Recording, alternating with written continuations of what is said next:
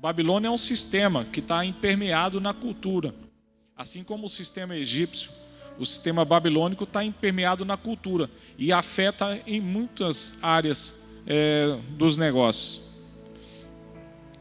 Então não é apenas, não estamos falando aqui de uma cidade antiga, mas mais do que isso, de um sistema de autossuficiência, de materialismo, um sistema de rebelião contra os princípios de Deus. Um sistema que opera nos negócios desde Wall Street, né, que é o maior centro financeiro, né, do universo, até a pequena e média empresa aqui em Foz do Iguaçu. É uma influência que os empresários de diversos portes, aliás, deixa eu abrir um parêntese, né? Não existe microempresário, só existe empresários. Existem microempresas, pequenas empresas, médias empresas, grandes empresas, mas os empresários não são micro, não são médios, são empresários. Então, existe um sistema de influência que vive sussurrando no ouvido dos empresários, de pequenas, de micro, de grandes empresas. Façamos algo grande, vamos levantar o nosso nome, vamos enriquecer a qualquer custo. Aquele mesmo convite que a gente vê em Gênesis capítulo 11, é um convite que está sendo feito para o empresário todos os dias, de construir algo grande, de levantar o seu nome, para que ele seja autossuficiente. E esse sistema babilônico, ele institui a ganância. Ele opera hoje de diversas formas. Ele faz com que a ganância se torne virtude no comércio, de acordo com o mundo. Ser ganancioso é uma espécie de uma virtude. O materialismo se torna uma religião e o sucesso financeiro uma identidade. Só você abrir o seu YouTube e procurar ali empresários falando sobre negócios, como você se tornar um milionário, como você se tornar um bilionário, e aí você vai ver que a tua conta bancária é que vai determinar a tua identidade.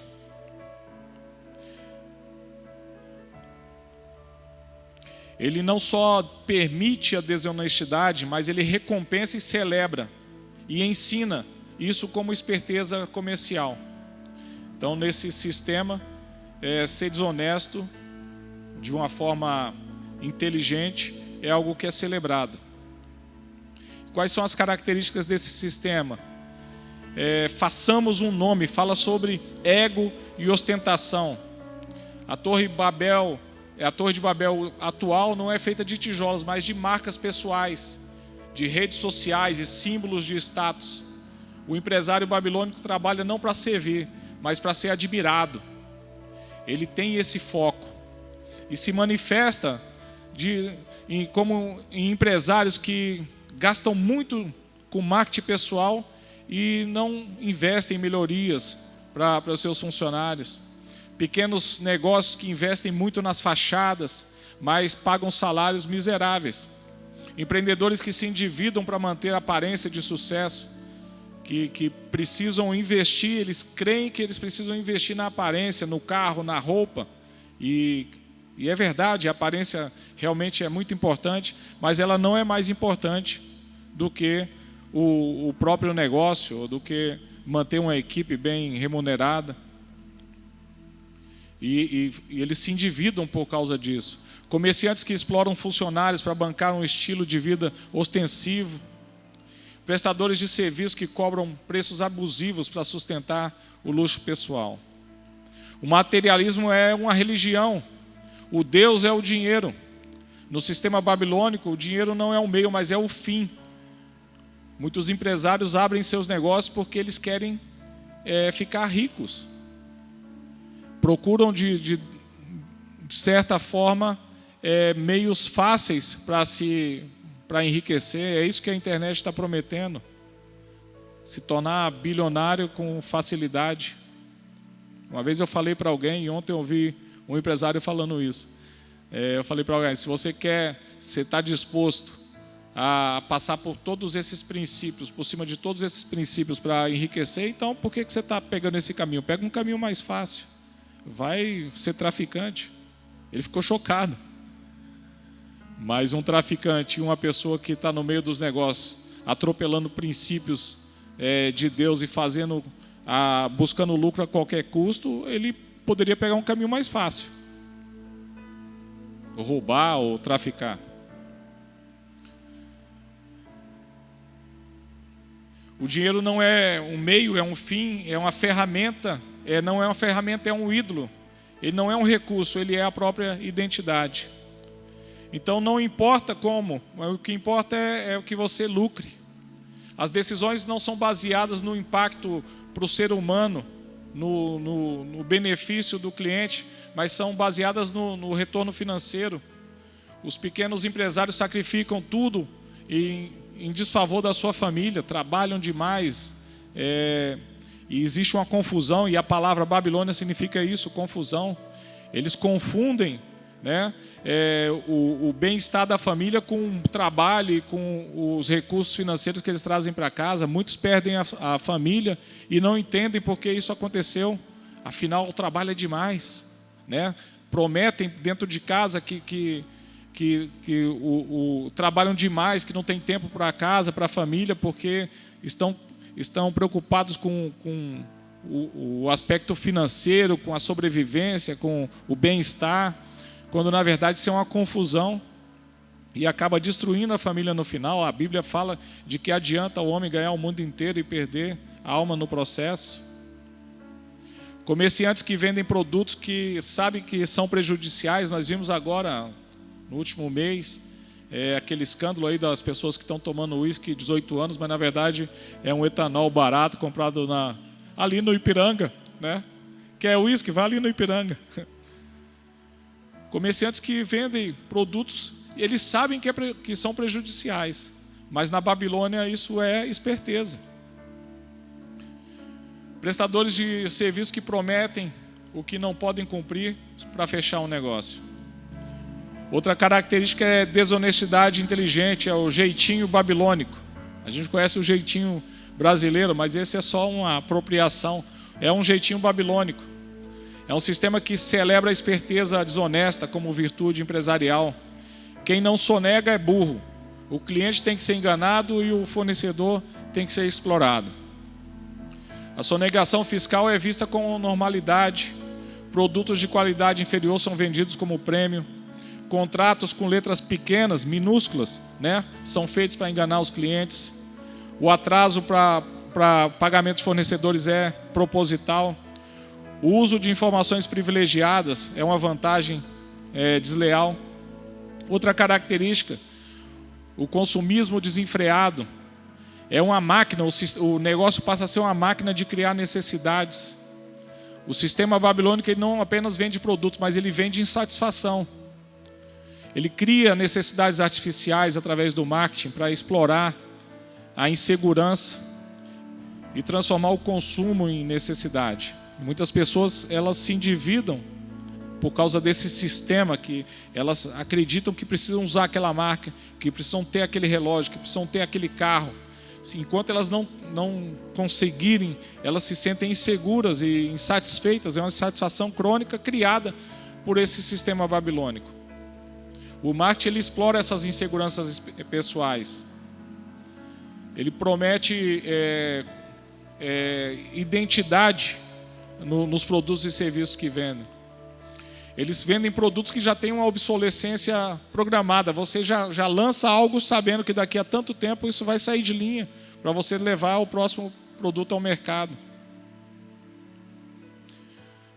Cria uma urgência falsa para forçar compras e explora os vícios e as dependências em favor do lucro. Outra característica do sistema babilônico é externaliza os custos, ou seja, transfere para os outros os prejuízos e mantém para si só a parte do lucro. O empresário babilônico ele quer todos os benefícios do negócio, mas transfere os custos e os riscos para a sociedade, funcionários e meio ambiente. São pequenas indústrias que poluem sem se responsabilizar empresários que não pagam impostos, mas usam serviços públicos, negócios que geram lixo sem cuidar do descarte, empresas que usam recursos naturais sem reposição e comerciantes que vendem produtos perigosos sem avisar sobre os riscos. Estou citando dessa forma para que a gente veja que é muito comum e que isso faz parte de um sistema e que tudo isso aqui é contrário ao que a Bíblia nos ensina. Por que pequenos e médios empresários caem nesse sistema? Porque existe uma pressão social. Todo mundo faz assim. E se eu não fizer, eu vou ficar para trás. É aquela mesma historinha de criança. Ô meu filho, por que você está fazendo? Ah, porque mamãe, porque todo mundo faz. É uma pressão. E o empresário também sofre pressão. E justifica a sobrevivência em cima disso. Eu preciso fazer isso para manter o meu negócio vivo. Eu preciso dar esse jeitinho. Se eu não fizer dessa forma, eu vou quebrar, eu vou falir. E também porque não existem referenciais éticos nesse sistema. Negócios são negócios, não tem nada a ver com religião. Mas não é assim que a Bíblia nos ensina. No sistema babilônico, a Bíblia é um livro religioso. E muitos empresários babilônicos, eles frequentam e têm a sua própria religião. Esquentam os bancos, né, da igreja nos domingos e não entendem aquela palavra que eles estão ouvindo e não conseguem aplicar nos negócios. Mas a Bíblia ela tem muitos princípios que falam diretamente contra esse sistema. E mais do que isso, ela não só nos ensina esses princípios, mas nos manda aplicar com a garantia de que nós vamos ter sucesso e vamos ser bem-sucedidos aplicando. Existe uma revolução, né, bíblica que afeta a integridade dos negócios e começa no contentamento. O primeiro princípio que a gente vê que combate esse sistema babilônico é o contentamento versus a ganância. 1 Timóteo capítulo 6, do versículo 6 ao 10, nós vemos esse texto nos ensinando esse princípio. De fato, o texto diz, de fato, a piedade com contentamento é grande fonte de lucro. O contentamento é grande fonte de lucro, pois nada trouxemos para este mundo e dele nada podemos levar. Por isso, tendo o que comer e o que nos vestir, estejamos com isso satisfeitos. No entanto, os que querem ficar ricos caem em tentação, em ciladas e em muitos desejos insensatos e nocivos que levam os homens a mergulhar na ruína e na destruição. Pois o amor ao dinheiro é a raiz de todos os males. Algumas pessoas, por cobiçar o dinheiro, se desviaram da fé e se afligiram com muitos sofrimentos. Esse texto é bem claro. E ele começa falando sobre contentamento, sobre satisfação. Na Babilônia não se contenta. Na Babilônia uma pessoa nunca se satisfaz. Ela sempre quer ter mais e mais e mais. Mas um princípio bíblico o princípio bíblico é do contentamento e da satisfação. Não aqui está ligado a conformismo, a se conformar com a situação ruim. Mas esse contentamento está ligado a você saber que seu Deus é quem te sustenta e que Ele vai te conduzir ao lugar que é necessário para que você cumpra o seu propósito. O contentamento não é uma limitação, mas é um coração grato e um coração que confia em Deus. Aplicar princípios bíblicos significa confiança. É você saber que, por mais que você está indo contra a maré da Babilônia, que os princípios bíblicos vão te conduzir ao lugar que Deus quer te levar. O propósito de Gênesis capítulo 11, daquelas pessoas ao quererem construir uma torre, era alcançar fama e levantar o nome deles. Mas o que eles conseguiram no final foi que eles foram espalhados Deus os espalhou, confundiu a língua deles. Mas nós vemos lá em Gênesis, já no capítulo 12, Deus chamando um homem chamado Abrão, e posteriormente Abraão, e falou: Abrão, eu vou te abençoar. Abrão, eu vou fazer de você uma bênção. Abrão, eu vou fazer o seu nome famoso. Então nós vemos já um capítulo depois que Deus não tem problema em fazer o seu nome famoso. Deus não tem problema em levantar o nome da tua empresa. Deus não tem problema em você ser conhecido. A questão toda é a motivação que está por trás. Pelo contrário, Deus quer fazer o seu nome famoso, assim como Ele fez com o de Abraão. Porque através de Abraão, Deus falou: eu vou abençoar todas as nações da terra. Deus quer te usar para que os seus negócios, para que os seus produtos e os seus serviços sejam uma bênção para os seus clientes. Deus quer te usar para que os seus produtos e seus serviços sejam uma bênção para essa cidade, para essa região, para esse país e até onde Ele quer que a sua influência chegue. Então a questão toda é: não corra atrás do dinheiro, como esse texto fala. Corra atrás do propósito. Corra atrás de servir e de abençoar. E Deus vai se encarregar de levantar o seu nome.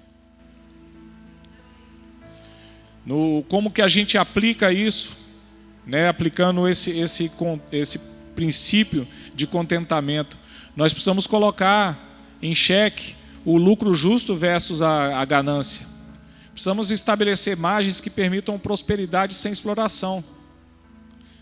Nós precisamos fazer essa pergunta: esse preço que eu estou oferecendo é justo ou é ganância? O crescimento que eu estou buscando é um crescimento sustentável? Ou é algo que explora pessoas? Nós precisamos aplicar a simplicidade inteligente, que é investir em qualidade e eficiência e não em ostentação. Sua empresa não precisa impressionar pela ostentação, pelo luxo, mas pela competência, pela excelência, pela qualidade. Já falei outras vezes uma frase que eu gosto muito, que é atribuída ao Gucci, né, daquela marca Gucci. Ele falou que a qualidade é muito tempo lembrada depois que o preço é esquecido. As pessoas vão lembrar da tua qualidade lá na frente do teu produto e vão esquecer o preço que pagou muitas vezes. Nós precisamos trabalhar em cima da qualidade, da eficiência, da excelência. As decisões precisam ser baseadas em valores. Antes de decidir algo, pergunte: isso honra a Deus e beneficia as pessoas? E não apenas isso dá lucro. Quanto que eu vou ganhar com isso? O segundo princípio é da transparência versus a desonestidade. Provérbios capítulo 11, versículo 1 e Levítico capítulo 19, versículo 35 ao 36 fala sobre honestidade. Em Provérbios 11, 1 está escrito assim: o Senhor detesta balanças desonestas, mas os pesos exatos lhe dão prazer. Levítico 19, 35 ao 36 fala também sobre balanças. Não usem medidas desonestas quando medirem comprimento, peso ou quantidade. Usem balanças de pesos honestos, um efa honesto e um hin honesto. Eu sou o Senhor, o Deus de vocês, que os tirei da terra do Egito. Nessa tradução aqui mais simples, usem balanças, pesos e medidas justos. Eu sou o Senhor, o Deus de vocês, que os tirou do Egito. Você tem um Deus que te tirou da escravidão. Nós falamos sobre o Egito antes. Nós todos éramos escravos. Escravos de um sistema de pecado que nos dominava e nos impedia de tomar decisões e de sermos livres. Hoje nós estamos vivendo debaixo do reino de Deus e nós somos livres. Nós não precisamos continuar na desonestidade, entregando gato por lebre, como os antigos falavam. Nós precisamos entregar o que é justo, entregar o peso correto, entregar a medida correta. Honestidade não é ingenuidade, honestidade é força. Empresas transparentes constroem confiança duradoura, enquanto empresas desonestas vivem em constante insegurança. Nós Nós precisamos ter preços transparentes, sem pegadinhas, sem letras minúsculas, sem surpresas. O que você promete, você precisa entregar. Isso se chama integridade. Precisamos ter uma qualidade real, vender produtos e serviços pelo que realmente são, não pelo que parecem ser. A sua reputação vale mais do que qualquer venda individual. Nós precisamos fazer contratos justos, acordos que beneficiam ambas partes, não apenas você, né, ou aquele sistema, tem que ser bom para os dois lados, né? Para mim e para minha esposa, e deixa a pessoa de fora, né? Tem que ser bom para os dois lados, para mim e para o meu sócio, e para o cliente não.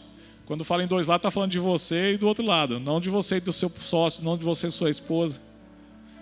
Nós precisamos beneficiar os dois lados e pensar nisso, para criar relacionamentos duradouros, que são bem mais vantajosos do que lucros instantâneos e momentâneos. Precisamos pagar impostos em dia, né? Dizem por aí que quem paga imposto não vai prosperar. Isso não é verdade. O que existe muitas vezes é uma tentativa de vender mais barato e não trabalhar em cima da qualidade do produto. E aí, quando você não faz os cálculos corretos, você esquece o imposto. E aí você tenta entrar no mercado pela porta errada e ataca o preço. E aí o preço que você está formando não contempla o imposto e você nunca vai conseguir pagar. Então tente fazer os cálculos antes de colocar o produto no mercado. E ajuste o seu negócio para que pague imposto. E diminua a despesa aonde é possível diminuir. Se você não consegue vender o produto no preço certo e pagar o imposto, tem alguma coisa errada na estrutura do negócio. E o erro não está no governo. E as pessoas dizem que quem está prosperando não está pagando imposto. Isso não é verdade. Os homens mais bem-sucedidos no Brasil, eles pagam muitos impostos. Hoje foi falado aqui sobre o Luciano Hang. Ele paga muito imposto, paga tudo certinho. É uma das empresas mais bem-sucedidas do país. Então, essa não é uma verdade. Nós precisamos cortar em outro lugar, mas não aí. Talvez o negócio não seja... o modelo está errado. E se você criar uma estratégia para prosperar sem pagar imposto, lá na frente você vai pagar um preço muito alto por isso. Mais cedo ou mais tarde, você vai pagar esse preço. Sonegação é, de fato, um roubo à sociedade. Você está usando o benefício público e não está pagando por ele. E aí vem aquela história, mas o governo faz isso, tem corrupção e tudo. Isso é outro problema, né? Isso fala deles, mas não pode estar falando de você. Deus vai te dar graça, amém? Para dar a César o que é de César. O outro princípio é da generosidade versus a acumulação. Lucas capítulo 12, do versículo 15 ao 21. Tem essa parábola que todo empresário deveria ler. Então ele lhes disse, aliás, quantas parábolas Jesus contou que o contexto é relacionado a negócios? Cuidado, protejam-se contra todo tipo de ganância, porque a vida de um homem não consiste na quantidade dos seus bens. Contou-lhes então esta parábola. A terra de certo homem rico produziu muito.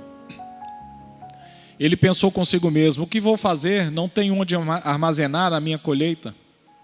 Assim disse, já sei o que vou fazer. Vou derrubar os meus celeiros e construir outros maiores. E ali guardarei toda a minha safra e todos os meus bens. E direi a mim mesmo, você tem grande quantidade de bens armazenados para muitos anos. Descanse, coma, beba e alegre-se. Contudo, Deus lhe disse, insensato. Esta mesma noite a sua vida será exigida. Então quem ficará com o que você preparou?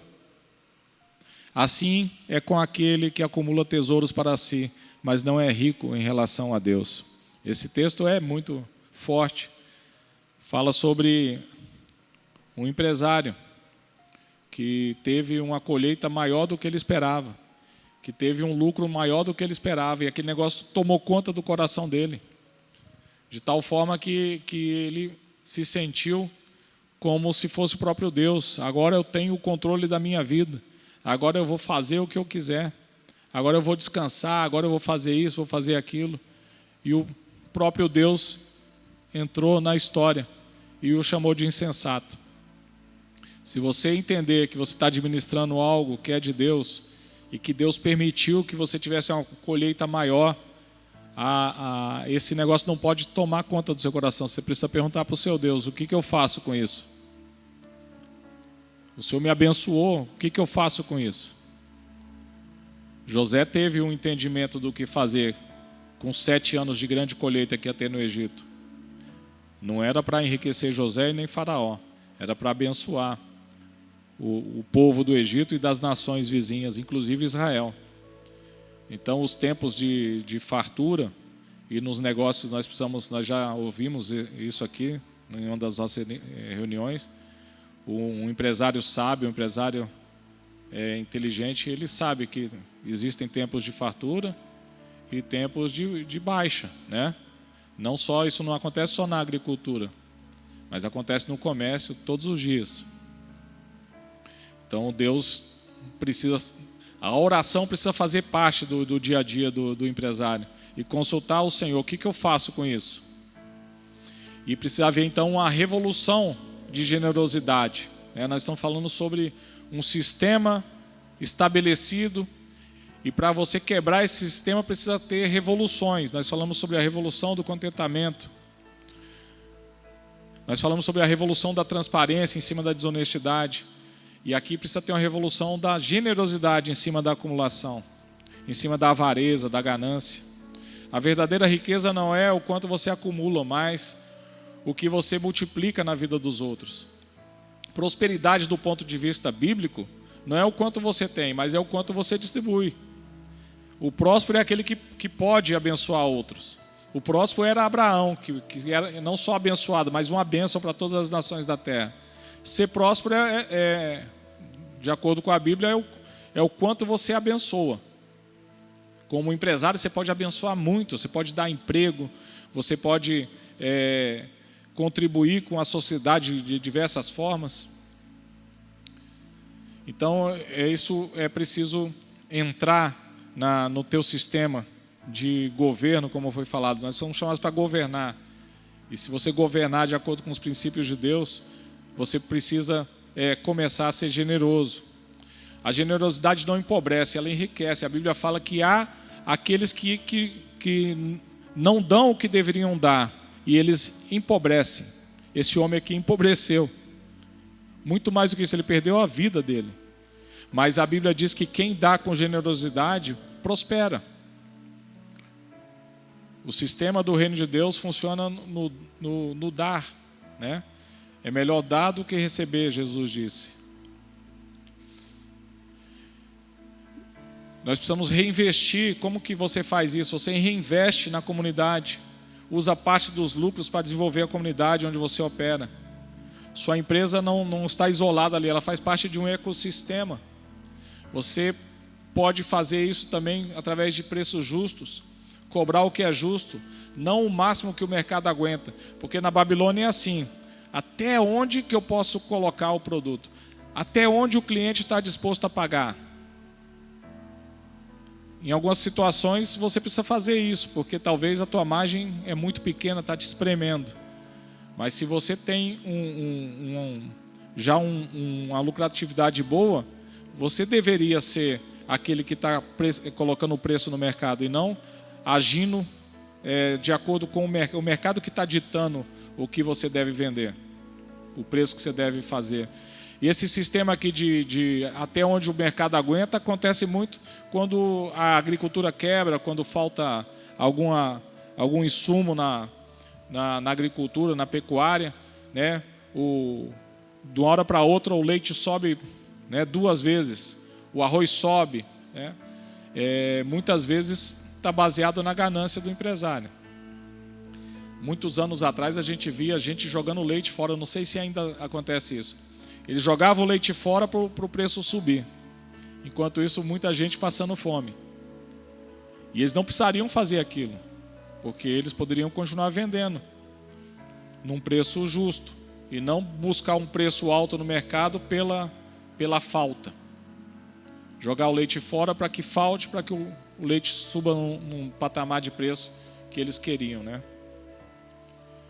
E isso chama exploração de necessidades, e isso é babilônico. Quando a gente é generoso, a gente paga os fornecedores no dia certo, no preço justo. A gente vê os fornecedores como parceiros e não como inimigos. A gente busca criar oportunidade para os outros, criar trabalhos.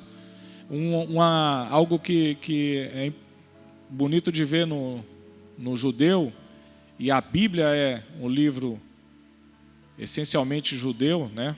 Hebraico, e os princípios que eles praticam, a gente também deveria praticar, é que um judeu, ele não busca fazer tudo, ele se concentra em fazer aquilo que ele foi chamado para fazer. Você não vai ver um judeu, advogado, cortando a grama na casa dele no final de semana. Ele faz questão de pagar alguém para fazer isso, porque a mentalidade de um judeu é distribuir. Ao contrário do que a gente pensa que o judeu retém, na verdade ele distribui oportunidades. Ele trabalha naquilo que ele foi chamado para fazer, e ele paga para alguém faça aquilo que ele não faz. Ele paga alguém para pintar a casa, ele paga alguém para pendurar o quadro, ele paga alguém para consertar o carro, ele paga alguém para lavar o carro. Ele não faz tudo. É claro, tem algumas pessoas têm isso como hobby. Eu não estou falando sobre isso, eu estou falando sobre que você não distribuir oportunidades para a sociedade e você concentrar em fazer aquilo que você foi chamado para fazer. Tem pessoas que vão fazer aquilo melhor que você e eles vivem disso. Isso também se aplica muitas vezes em você desvalorizar o que a pessoa faz. Você vai contratar alguém para cortar a sua grama e você desvaloriza, né? A pessoa quer cobrar R$200, você quer pagar só 50. Isso não é ser generoso. Isso é ser mesquinho, ganancioso. Mas você foi chamado para ser generoso, pagar o preço certo pelo serviço que você adquire e vender o que você oferece com preço certo também justo. E o próximo princípio é o propósito, ao contrário da ostentação. Mateus capítulo 6, versículo 19 ao 21. Não acumulem para vocês tesouros na terra, onde a traça e a ferrugem destrói e onde os ladrões arrombam e furtam. Mas acumulem para vocês tesouros nos céus, onde a traça e a ferrugem não destroem e onde os ladrões não arrombam nem furtam. Pois onde estiver o seu tesouro, ali também estará o seu coração. É preciso ter uma revolução do propósito. Seu negócio existe para resolver problemas e abençoar pessoas, não para alimentar seu ego, não para gerar riquezas. Riquezas, fama, é consequência. O propósito atrai clientes fiéis e a ostentação gera apenas inveja, gera ódio, gera destruição. Precisamos trabalhar com um marketing honesto que promove benefícios reais, não criar necessidades artificiais. O marketing precisa educar e não manipular. Nós tivemos uma série que a gente acabou de concluir, que teve uma reunião falando só sobre marketing. O marketing não é para manipular, o marketing é para informar, é para atrair de uma forma criativa o cliente para vir conhecer o produto excelente que você vende. O produto que vai, de fato, sarar a dor que ele está sentindo. Não é uma forma de manipular. Na Babilônia, sim, porque a Babilônia ela mistura tudo, ela traz confusão e tudo. E o marketing na Babilônia é mentira. O cliente chega no lugar enganado e leva para casa algo enganado, que não vai resolver o seu problema. Isso não é o nosso caso.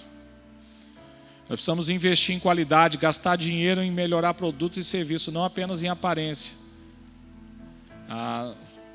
Não na superficialidade, mas na substância, no produto, na excelência, na qualidade. O legado é mais importante do que o lucro. Precisamos construir algo que perdure e transforme vidas, não apenas que gere dinheiro rápido. A identidade ela é saudável, ela precisa ser saudável, o seu valor como pessoa não depende do sucesso do seu negócio.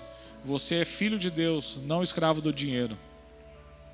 Quantos empresários, nesse sistema babilônico, vivem debaixo dessa escravidão, escravizados pelo dinheiro, pelo lucro, e eles já não precisam mais. Muitos já poderiam tá distribuindo fortunas, como muitos outros fazem, alguns bilionários na Terra estão distribuindo, já tem anos que estão distribuindo a fortuna deles, eles não conseguem terminar. A fundação do Bill Gates lá está distribuindo, e cada ano que passa está crescendo mais o valor do que ele tem, Então muitos empresários já poderiam estar fazendo isso, mas eles estão nessa corrida, Parece que eles estão naquela roda de hamster, que o hamster corre e não sai daquele lugar nunca, E essa é uma roda que muito empresário, infelizmente cristão, está dentro. E Deus está te chamando para você sair desse sistema. Deus está te chamando para você entrar no sistema dele. Quando a gente ora, Senhor, que venha o seu reino e que seja feita a sua vontade, você está orando por isso. Mas você ora por isso, mas você não consegue entender que isso tem a ver com os negócios. E Deus está te convidando para você entrar no sistema dele de negócios, para você derrubar a sua torre de Babel. Muitos negócios são para o empresário a versão de Gênesis capítulo 11 da torre de Babel. Muitas pessoas entraram nos negócios porque querem construir uma torre, porque tem como foco crescer o seu nome, mostrar que é importante, mostrar que também pode, que também sabe fazer, que é o seu lugar, na sociedade. Mas essa torre vai cair. Apocalipse capítulo 18 fala que Babilônia caiu e demorou, mas ela vai cair, não tem como ficar em pé. A Bíblia fala de uma pessoa que se orgulhou por causa da sua beleza, da sua sabedoria, e fala assim do seu grande comércio. Ele ficou orgulhoso e ele falou: eu vou construir o meu trono acima do trono de Deus. Esse que é o responsável pela essa motivação babilônica, que é o próprio diabo. E a Bíblia fala que o que aconteceu com ele? Ele caiu, ele foi lançado para fora, Então esse desejo de subir e de alcançar os céus, esse desejo de estar acima das pessoas, esse desejo de estar acima de tudo, isso não é bíblico. Isso é do diabo. Isso é algo da Babilônia. E a Babilônia é um sistema diabólico. Deus está te chamando, Jesus falou: no meu reino o maior é aquele que serve. Os nossos negócios foram feitos para servir. Os nossos negócios foram feitos para abençoar. E o mundo fala que se você fizer isso, você não vai crescer, você não vai prosperar. Mas isso é mentira. Se você servir, se você aplicar os princípios de Deus, você vai ganhar a confiança do seu cliente. As coisas talvez não aconteçam tão rapidamente como o mundo ensina, como a Babilônia ensina. Mas a Bíblia fala lá, se você pegar Salmo 37, Salmo 73, lá você vai ver o salmista falando dos ímpios, que parece que eles fazem tudo errado e dá tudo certo para eles. Mas o texto fala, você está vendo ele hoje, mas eles são como relva. Hoje estão lá e daqui a pouco eles desaparecem. Então o crescimento rápido também traz uma queda rápida. Aqueles que estão nos holofotes hoje, amanhã já não vão estar.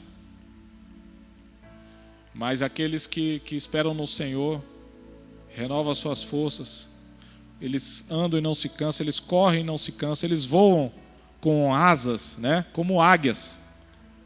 E eles, Salmo capítulo 1 diz que eles são como árvores plantadas à beira do riacho. Suas folhas nunca murcham, eles estão sempre lá. A folha sempre verdinha, nunca murcha. Dá fruto no tempo certo. Tudo o que ele faz prospera. Ele não dá fruto só num mês e de repente fica o resto do ano sem dar fruto. Ele dá fruto no tempo certo. Tudo que ele faz prospera. E o Salmo 1 fala, e não é o caso dos ímpios. Eles estão aqui hoje, amanhã já não estão mais. Qual que é o caminho que você quer seguir? O da Babilônia ou do reino de Deus? Deus se encarrega em levantar o nome desse negócio que é dele. A marca é dele. O negócio é dele. E você é um administrador. Deixa que Deus vai fazer. Ele vai trazer os clientes certos, as oportunidades certas. Você vai se concentrar em fazer o seu melhor, em trabalhar com os dons e talentos que Ele te deu, em atrair uma equipe, em liderar essa equipe com coragem, com amor, em aplicar os princípios de Deus de generosidade, em ter um coração contente, satisfeito, sabendo que aquele que te chamou, Ele vai te sustentar. Eu estou lendo um livro que tem um tema lá, e talvez um dia eu traga essa mensagem aqui, que fala sobre a fé de um pardal. Nós precisamos ter a fé de um pardal.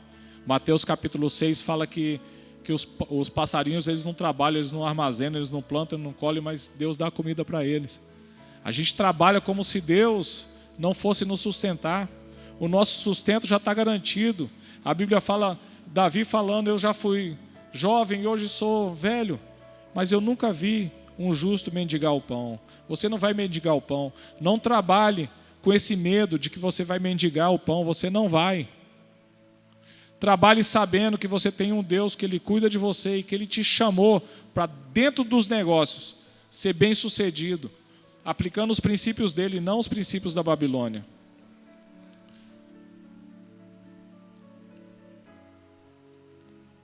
Sua torre de Babel está sendo derrubada hoje, amém?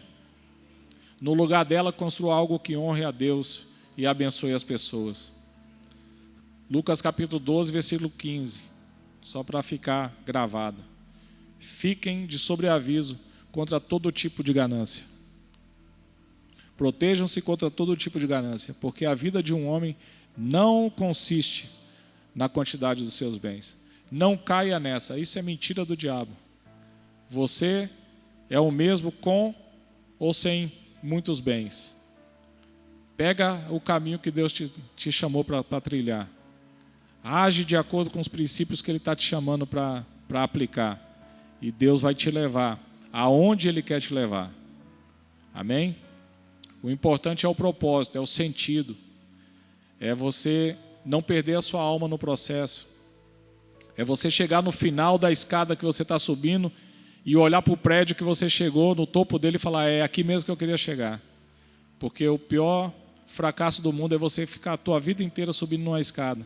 E quando chegar no final dela, você olhar que subiu no prédio errado. A Babilônia quer te enganar, mas Deus quer te despertar para você viver a verdade e viver o propósito. Vamos ficar em pé?